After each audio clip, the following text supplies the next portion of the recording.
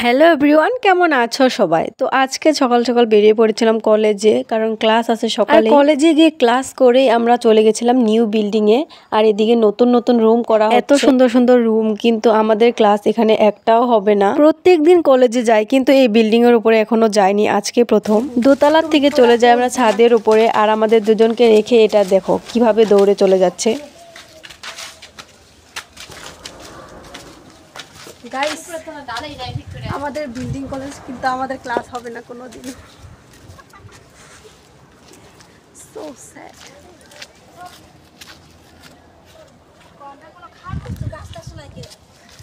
ছাদের উপরে ভাই কি আর খাওয়ার বস্তু গাছ থাকবো? আচ্ছা দেখো গাইস, এই ফুলটা নিয়েছিলাম বলে সবাই আমাকে দেখছিল। কি করব বলো, ফুল দেখে না নিয়ে তো আমি থাকতেই পারবো না।